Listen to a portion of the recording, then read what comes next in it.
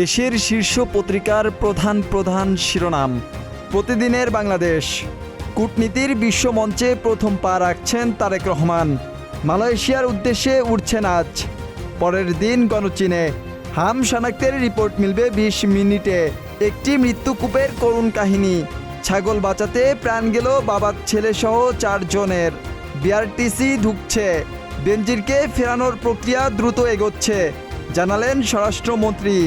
সাম্বায় পথ হারালো হাইতি। প্রথম আলো। ঢাকায় অপরাধ থামছে না, নিয়ন্ত্রণে গতি নেই। শেষ হলো 22 লাখ খুদে ফুটবলারের উৎসব। তেহরান ওয়াশিংটন আলোচনা আজ। অঙ্গীকার পূরণ করতে যুক্তরাষ্ট্রকে চাপে রাখবে ইরান। নীলে একটু হলুদের আনন্দ।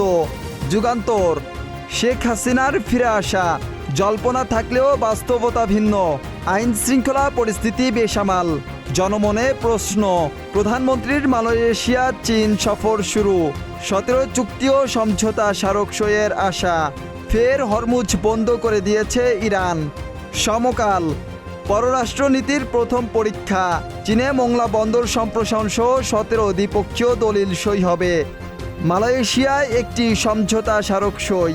যুক্তরাষ্ট্রের ইঙ্গিতপূর্ণ বার্তা। বেনজিরকে দেশে ফেরানোর প্রক্রিয়া এগিয়ে চলছে। চীন সফরের ভূরাজনৈতিক তাৎপর্য থাকবে। বৈঠকের প্রস্তুতির মাঝেই হরমুজ বন্ধ। ইত্তেফাক। অতীতে এত শিশুর মৃত্যু দেখেনি বাংলাদেশ। হাম ও উপসর্গে এ পর্যন্ত প্রাণ গেছে 677 শিশুর। আক্রান্ত লাখের বেশি। প্রধানমন্ত্রী মালয়েশিয়া যাচ্ছেন আজ। চীন সফরে সই হতে পারে 15 থেকে 17টি চুক্তি। লেবাননে আবারও ইসরায়েলি হামলা। নিহত 20। হরমুজ প্রণালী ফের বন্ধ ঘোষণা করল। ক্ষুব্ধ ইরান।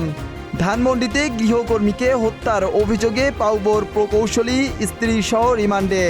হত্যার পর লাশ ফেলে দেওয়া হয়। অভিযোগ গৃহকর্মীর বাবার। আগামীর সময়।